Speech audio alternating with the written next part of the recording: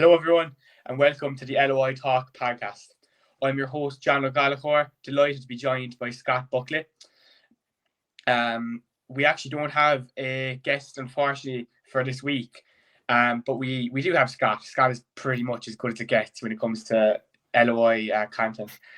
Scott, thanks for joining us. How are things? All good now, John, yourself? All good. Can't look, other than the Cork City results, I can't complain. Tipping away. Different background here, everyone, as well. Yeah, very disappointing. Very disappointing. Got the room painted. So it's the studio is getting a bit more professional. But yeah, we're just going to get straight Baby steps to it. Baby steps is right. We're just going to get straight into it. Into the Premier League, or sorry, the Premier League, Jesus, the Premier Division review of games. So the first game, we have Waterford 1, Sligo Rovers 2. Sligo Rovers, with an excellent second half of the season, continued at the RSC on Friday night as they came from behind to defeat Waterford thanks to goals from Jed Hakiki and Owen Elding to cancel out a first half strike from Conan Noonan for Waterford. Only 1 point now separates 9th place Sligo and 8th place Galway United. Can they avoid the relegation playoff?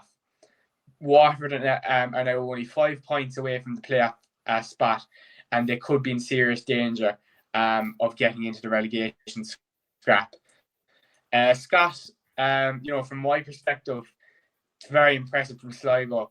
But I think Waterford are dodgy, to be honest. I think we don't want to just make this a Cork City only podcast, but it's inevitable there's going to be some bias. I think we can have there's our Waterford there to be got at Friday night. But from your perspective, Scott, what did you make of this particular game here? Yes, I think the result was fair enough because you saw when Sligo played Cork City, it was kind of similar. Sligo bounced back in the second half. And I do think Sligo are determined to stay up. They do want to stay up, and it is a fight. It is really tightening at the bottom. But Waterford are probably in a better position than Sligo and Cork, obviously. But I wouldn't say they're out the gap yet. And Galway United the same, as we'll get to. Yeah, absolutely. It's very close there between your Sligo's, Waterford and Galway, and which is why it's a pity City have been so poor, because if they had farmed any kind of a decent points tally, you'd have 4 teams there. That's 40% of the league competing for relegation. That would be very enticing, but that's true. Unfortunately, it's just fortunately for the league, there's still 3 going for it. So that's still quite a 30% of the league. That's still quite monumental, To move on to the next game, there, Scott, it was Galway United up against Derry City. Galway United's poor run of form continues as they took the lead actually at AM&DC Park on Friday night through Jimmy Keohane, former Cork City player. Got a picture with him once actually. But it was actually a good goal in fairness to him. Yeah, I didn't actually. Well, this shows how bad I am. His first goal of the season, if I'm right. It's the first one I remember him getting. Yeah. To be fair, he's a very consistent player. Like, he played in League One for many years and stuff. And he's kind of towards the tail end of his career now. But yeah, that's right. Yeah, and he's kind of at the tail end of his career now. So that's kind of it. Anyway, they were reeled in by 10-man Derry thanks to goals from Depot Akinyemi, I want to say, and a 93rd minute winner from Adam O'Reilly, another very quality player, to put Galway United in serious danger of going into the relegation playoff. That's 4 losses in the trot now for Galway in the last 5. How can they turn this form around? As for Derry City, the title race is probably over for them, but the race for European place is well truly on. How would you rate Derry City's season? With some fans earlier calling for the removal of Tiernan Lynch. To me, Lynch, I got it very wrong with Alan Reynolds over Bowes. I called for his head early. But Lynch, without blowing any smoke at my hole, I think I got that one right. I always had a feeling, he had a very good background coming in from Larne. I thought he'd do well. He has done fairly well. Derry are a big club. They obviously getting knocked out of the FAI Cup was very poor, and maybe they would have liked to stay in the title race a little bit longer. But it's good progress for them because I think it's better than what they've been getting, so it's something to build on. And I think Derry can be pretty happy with how their seasons went overall.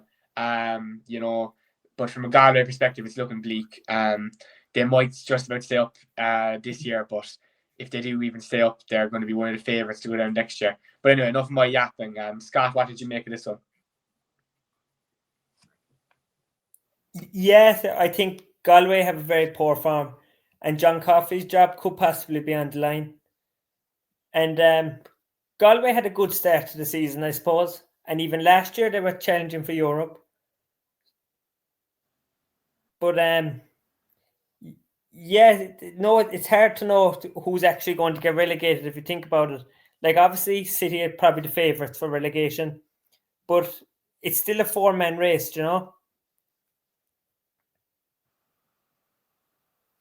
And, Absolutely. Look, as for Derry City, sorry. I do think Derry City will get Europe. Obviously, Drogheda are creeping up on them, but I think they'll get back into form and they'll grasp Europe, to be honest with you. Oh yeah, look, I think Derry. It looks like Derry and Bohs, and it's fairly certain, and then it's kind of a bit of a toss-up after that, I suppose. On a side note as well, Gary Buckley could be a massive loss for Galway United if the rumours prove to be true that he could be joining back Cork City. Obviously, we don't know if that's true, but it is heavily rumoured. Yeah, as far as I know, it's basically done. So you're right. Like, that is going to be fair. To my knowledge, it's a done deal.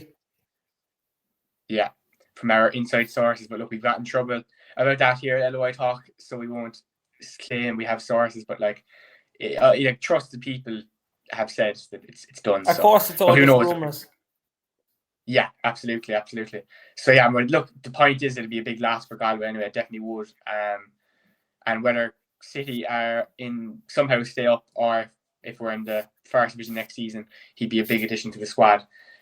This is just basically becoming a Cork City podcast. Yeah. But sure, who cares? We're Toe Tap, bring on Toe Tap. We'll try to stay away and try from bias. Exactly, yeah. That's it. To move on, Drogheda United up against St. Patrick's Athletic. It wasn't the most entertaining of games to watch, with St. Patrick's winning 1-0, by the way, at O'Sullivan and Lamb Park, with a 94th-minute winner from Luke Turner, the difference between the two sides. Only 5 points now separate St. Pat's from second place. We all know the run of form that they went on at the end of last season. Can they do something similar in the last series of games? True. What did you make of this one, Scott? Yeah, I think it was a fair result. Obviously, looking at the table here now, there's only a point between Drogheda and Pets. Pets are probably the outsiders for Europe, but I still wouldn't rule them out. As you said, their form last year at the penultimate stages of the season. So I think the next few games are going to be very important for Pets. Obviously, Pets were even fancy to win the league at the start of the season with a few signings. So maybe you could look at it in that sense and say they're having a poor season. Yeah, that's true. What would you think?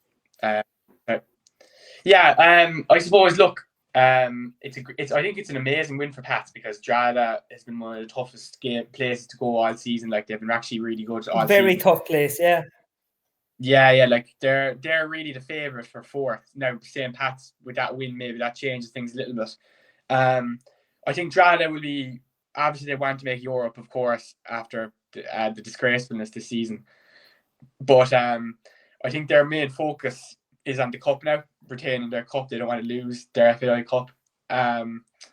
So yeah, I think that's a massive game against Shamrock Rovers for them. It is, yeah. And look, Shamrock Rovers, I would nearly fancy them, because Shamrock Rovers haven't been great recently in the cup. But at the same time, and they'll probably have Europe to focus on, more than likely. Well, there's that too. There's that element as well. Absolutely. So yeah, I think it's going to be a very like good game overall. And yeah, well that particular game, but focusing on the Drogheda St. Pat's, it's a huge win for Pats. But look, clearly there's nothing between the sides because all it took was a 94-minute winner. So it's going to be still very interesting. That I think second and third, in my opinion, are kind of solidified, but it looks like fourth is going to be a real battle. So that and the relegation fight is what we can be looking on as we reach the penultimate point of the season. You know. Excuse me. Not a bother. Just to move on. So as we've been saying, it's basically been a City podcast so far. So we better actually talk about Cork City. A brace from Douglas James Taylor and a goal from Dawson Devoy has all but sent Cork City back to the first division, as they're now 10th place behind 9th place Sligo. 10 points, sorry. Yeah, like Bows are now 7 points off Shamrock Rovers, but have played a game extra. So, could be some hope of the title race there. I don't think so. Like, look, if you're like Shamrock Rovers win that game and it's 10 points, so then it's the same logic as City are down. If City are down, then Bows can't win the league either. But who knows at the end of the day. And obviously a bit of news as well for anyone that didn't hear is that Bows have announced a friendly against German giants Schalke. I think they're 7 times Bundesliga winners. That's going to be played in October. And they'll be UEFA Cup. Yes, yeah, that's true. It's a bit of a strange one. Bows play because Schalke gets in the middle of their season, and as for it's in the middle of both team season. Like it's gonna. It's just a bit of a strange one. I presume it'll be 2 kind of B sides, like, but yeah, but anyway, Scott, to focus on the game. It'll be an occasion all the same. Definitely be an occasion. Yeah, absolutely. Like great for the fans of Bows. Yeah, it's good to it's good to have a big club like that coming over to the capital, like to put a bit of maybe a few extra eyes in the League of Ireland from a European perspective. But Scott, anyway, I just want to hear your analysis of this game. I don't know, did you watch it? But very poor, wasn't it? What did you make of it? Yeah, I didn't watch the game now myself, to be honest. But I did watch the highlights, and speaking to people that were there, I'll start talking about Bows because we don't want this to be purely one-sided to City. But Bows' goals were good. In particular, Dawson's goal was very good. And Bows, they were attacking really for the whole match. But even though he conceded 3 goals, Conor Bryan still has to be respected. Like, if you watch the highlights, he made some saves.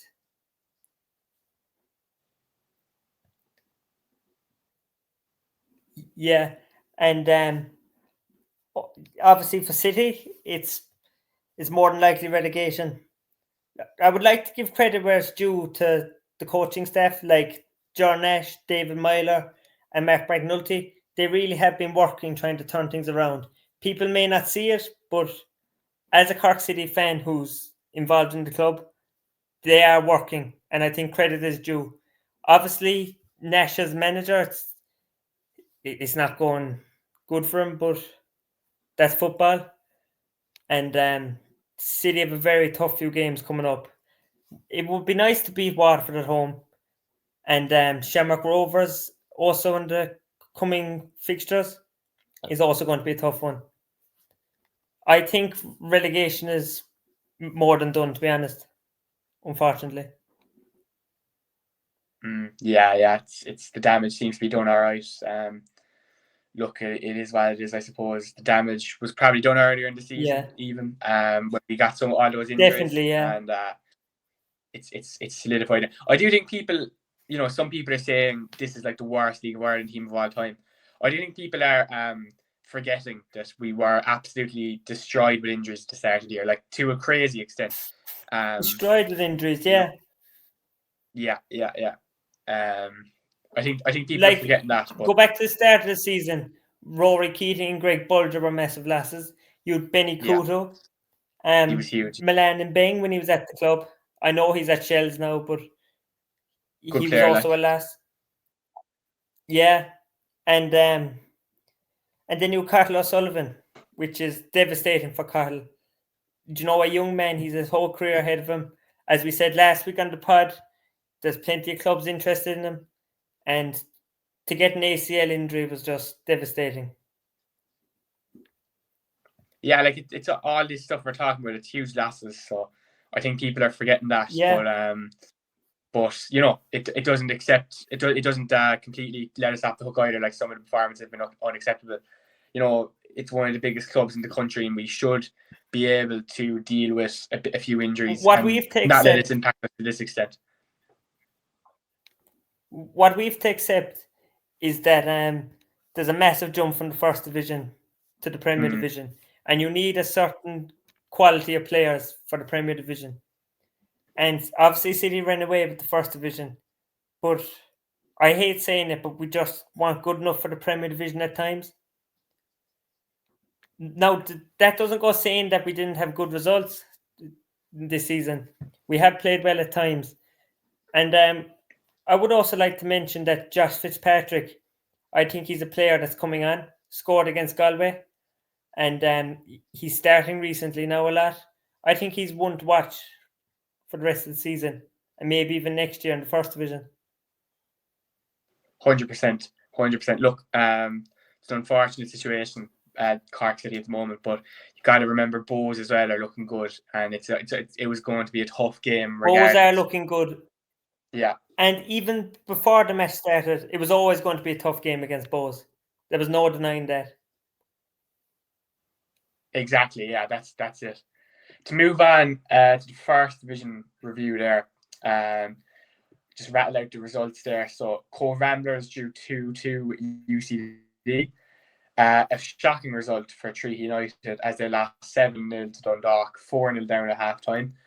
Finn Harps 2 at Lone Town 1. Finn Harps in a good spell of form at the minute. Kerry FC 1, Longford Town 0. Big result for Kerry FC in their pursuit of not finishing bottom for the first time. Sorry, Luke. Wexford 0, Bray 1 was the final result of the week. Bray getting back to form. Cove Ramblers blinked first in the title race as they were head to head as they ended up with a 2-2 draw at home to UCD. Having drawn 3 times earlier this season, the clash between Treaty and Dundalk was expected to be a close one, but it was far from that, with Dundalk running out 7-0 winners. 2 wins in the last 17 for Treaty United. Where has it gone wrong? And is Tommy Barrett under a bit of pressure? The race for the playoffs is really starting to heat up now, with 5 points separating Treaty and Finn Harps only, and Wexford for the last playoff spot. Look, it's incredible the fall off of Treaty, because they actually were, in my opinion anyway, they were quite good at the start of the season, but they've really, and we've had lots of Treaty United players on, like there's some very good characters, personalities at that club, but it's just really not gone right for them since, unfortunately. You know, it's been really poor, I think it has to be said.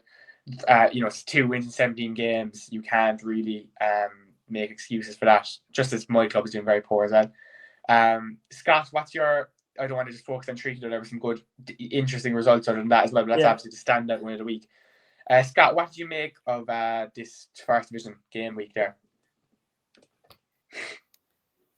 Firstly, I think the result, Cove versus UCD, I think that was a shock to Cove. Obviously, 2 former Cork City players scored, Coffey and Heckinen. And Cove could really close in on Dundalk if they beat UCD. But as I said last week, judging on UCD's form, I knew it wasn't going to be, that Cove weren't going to run away with it. And as for Treaty and Dundalk, that was a shocking result.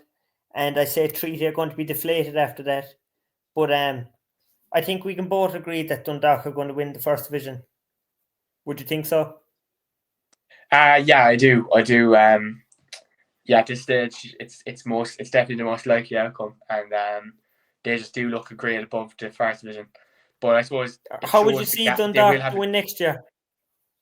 Sorry, where would I see them next year? How would you see? Yeah. Yeah. Could you see them competing next year? Obviously, recruitment will need to be done. recruitment is big, like, and I see there's a lot of rumours that like they've already lost their left back as a Keogh to Brighton, and there's talks they're going to lose one isn't other there a young lad player. Celtic are interested in? Well, Celtic and Narrett are in from. I don't have his name to hand now, but Celtic and Narrett are both in from. So I don't know. Like it's as we've both explained, like it's a big jump. Now I don't think City last year were ever really beating anyone 7-0, but we dominated that league. Like it was won very early in the season. Like so. Even if it was only by 1 or 2 goal margins. Well, yeah, we were just a very solid team that kind of didn't play the nicest football, like. But I think, look, to answer your question anyway, I think they'll survive, but I don't think they'll be pushing or anything because, I just think Waterford and Galway will really struggle next season, definitely. So that will give them a bit of leeway. However, I suppose, you know, or whoever it might not be Galway or Waterford, it might be one of the promoted sides as well from the first division. So that gives them a leeway, in my opinion.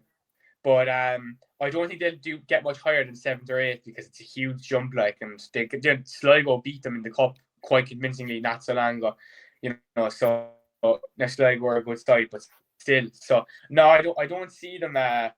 Personally, I don't see them doing amazing or anything, but I think they'll survive. Yeah, but yeah, that's kind of how I see it. Yeah. To move on from the first division there, to move on to the games coming up, Cork City are up against Waterford there in Turner's Cross. A Munster derby. It's actually live on Virgin Media this week. Should Cork City go down like we all expect? Well, we've answered that, but do you think, I'll just put this to you, will Gerard Nash be in charge next season? I think that's a very hard question to say. My answer is probably not, based on past scenarios at City. But we've been through a lot of managers. Since we've got relegated in 2019, we've been through a lot of managers.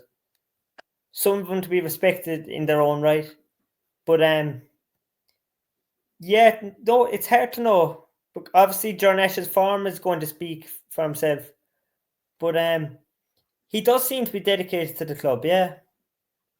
But obviously, if you're not getting results, I can't see City holding on to them. Yeah, I know. I suppose, look, I'm not a big fan of Gerard Nash at all, if I'm honest. But no, you know, I think from the moment he came in, I felt his interviews were a bit weak, and I just wasn't too keen on him. At the same time, I found that as well, actually. Yeah, he's young. At the same time, he's young, and I like his squad, his staff behind him. Martin McNulty is like a club legend, and David Myler is one of the best players to ever come out of Cork City. So I like that element. I wouldn't want to lose that. So I think what I'd like you to consider is would you say that Nash had enough experience? Like, I know he was managing in Sweden and he was involved in academies in England, but would you say he had enough experience to take over City? Probably not at this stage of the season when we were in a relegation battle. It was probably too much of a tough spot to put him in. Yeah. Obviously, Tim Clancy had to be respected in his own right as well as manager. Well, that's it.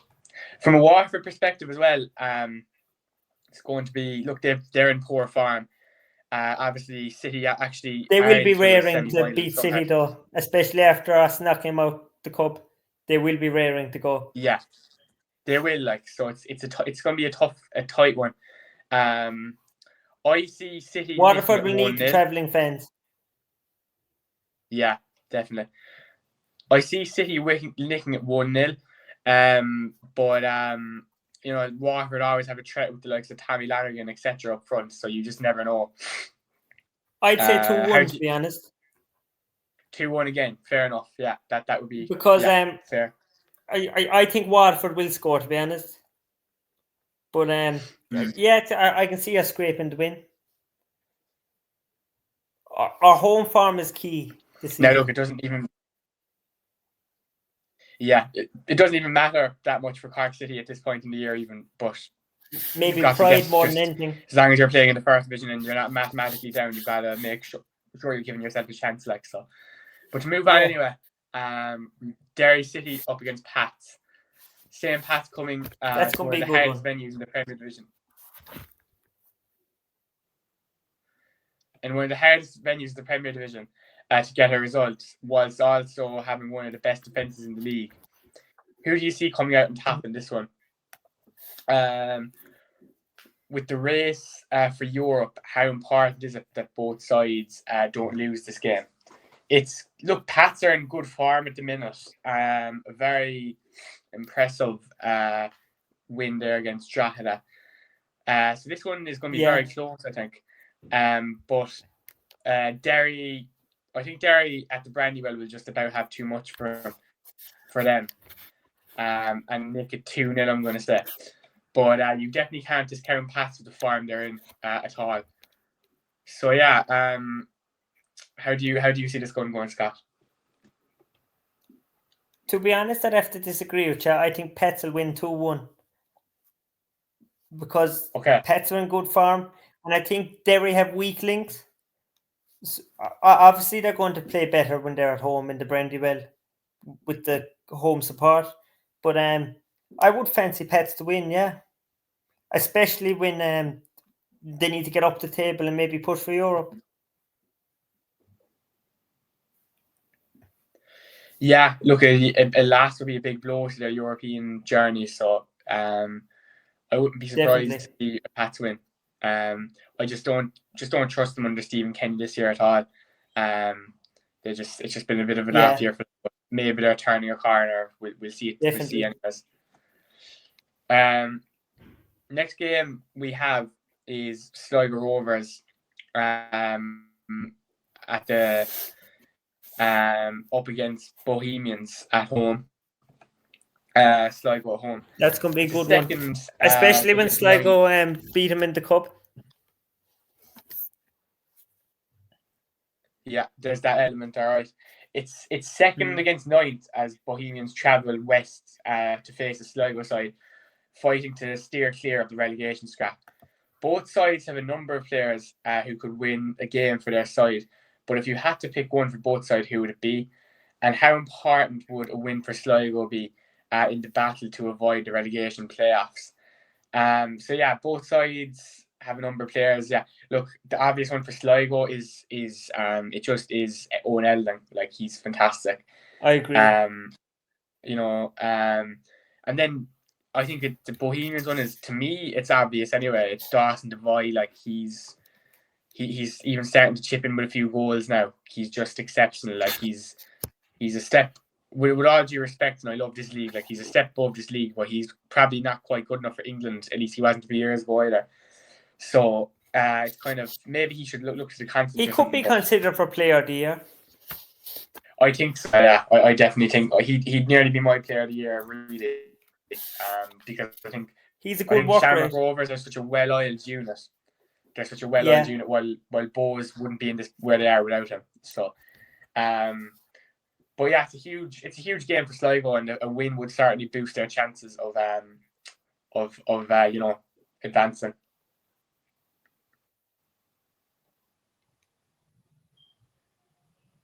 Yeah, I think Sligo will need a win, to be honest.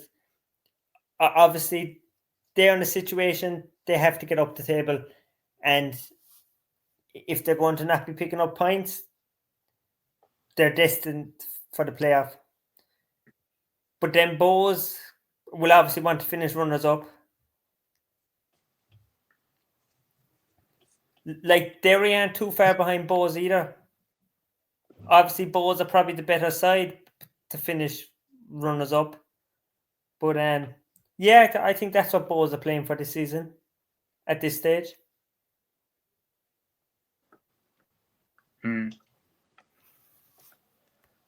Perfect. To move on, there's 2 games on Sunday. And the first one is Shelbourne, who are in European action. We'll be talking about that up against Galway United. Yeah. So yeah, Shelbourne have to travel to Linfield Thursday night with a 3-1 lead against Linfield, the Belfast side, in the Conference League playoff round. Yeah, so that's a big moment for them, obviously, you know. But that's going to play an impact there. They might have to rest players, etc. But returning to the league, with Galway being in such poor form lately, they could end up in 9th place come the weekend. Easily. Also, how would you rate Joe O'Brien start his tenure as Shell's manager? I think it's been a very good spell for him, to be fair. I think you don't think Shell's fans can complain. Since Duff obviously left, he's done very well, to be fair. So yeah, I'd give him probably a 7 out of 10. You know, obviously it would have been good if they could have maybe got Europa League football. Champions League football is never really going to happen. But yeah, I'd 7 out of 10. I think for Joe O'Brien is fair, and he's looking like he's a good chance of getting his side Conference League football. Like so, but yeah, but Galway look really poor. I could see Shells running away with this, to be honest. I think they could win 3-0, 4-1. Take your pick from whichever. Now, Galway usually don't concede a heap of goals because they're so solid, well set up by John Caulfield. But I think Shells will have that class against them. And yeah, they have beat them by a good margin. So yeah, that's the way I see this one going. Galway, we've discussed them. Obviously not a great side at all. But at the moment, anyway, they were pretty good at the start of the year. How do you see this one going, Scott? Yeah, Galway have been poor, and I think the chances of them getting a result against Shells are very low. But then Shells are obviously going to put out a strong lineup against Linfield, and I'm not saying they will be, but maybe they might be tired or whatever, and Galway could maybe scrape a draw, but in reality, Shelbourne are going to win. I'd say comfortably, 3 or 4-0. We agree. And you were talking about Joey O'Brien. I'd give him 7 out of 10 as well. He's done well coming in. Obviously, the squad may have been a bit taken aback by Damien Duff's departure. I don't know if they were, but yeah, he was thrown in, and in fairness to him, they're on the brink of getting into the Europa Conference League, which would be a massive achievement for the club in the club's history. And maybe it's a bit disappointing the season as a whole that Shells aren't challenging for the title after last year. But still, nonetheless, they're a good side and to be respected, of course. Absolutely, yeah. Like, it's a bit of a story coming from the first division a few years ago, and now they're back where they belong at one of the best teams in Ireland, and looking like they will be qualifying. So it's inspiring. The next game is Shamrock Rovers up against Drogheda United. Obviously, that's going to be in the cup as well. League leaders Shamrock Rovers host high-flying Drogheda United in Tala. The champions elect against the season surprise package. Would a win on Sunday all but secure the title for Rovers? Drogheda have drawn 42% of their league games so far this season, only scoring 30 goals. When looking at recruitment for next season, will an out-and-out striker be the top of the list? And obviously many of them goals were scored early in the season by Douglas James Taylor. There's also the Jack Byrne situation, who's actually heavily linked with a move away to Dubai. He hasn't played against Wexford in the FAI Cup. Apparently there's been a falling out there with Stephen Bradley. Yeah, I think this game could be close. Like, Drogheda we talked about them earlier. I would suggest a narrow 2-1 win for Shamrock Rovers, but could go anyway, to be honest. Could definitely be close. How do you see this one going, Scott? I think, to be honest, it'll be a draw, because Drogheda still have a bit to play for, and yes, Shamrock Rovers, obviously they're the champions elect, as you said, but yeah, I would fancy Drogheda to scrape a draw. maybe a 0-0 draw would be my prediction. Yeah, that would be very much like Drogheda. They're not because their resources, I'm not bashing them for a minute, they're not the best side to watch. So I'm sure they'd But be they're getting delighted with results. that. They get results at the end of the day. Just as we close out the podcast here for this week, we need to talk about the European affairs. So Shamrock Rovers are in Tala for a game against Santa Clara. This is a very decent level team in Portugal, finishing 5th in the league last year in Portugal. This would be an absolutely historic result for the League of Ireland. To beat a Portuguese team would just be incredible. I see, look, they've done the hard work now and they've gone away. Santa Clara also have been really poor in the league this season domestically. They were only in, I believe, the Portuguese second tier not so long ago. So it's all there. It's there for Rovers if they can just perform, but you can never underestimate the quality of a Portuguese side. It's one of the best leagues in Europe outside of the main kind of 3 or 4. So I think Rovers will do it. I think it'll be a draw on the night, maybe 0-0, 1-1. I think they'll do it though. Obviously, it plays into the Rovers probably have the deepest squad in the league, so they can afford to rotate players. But they will be going all strength Thursday night.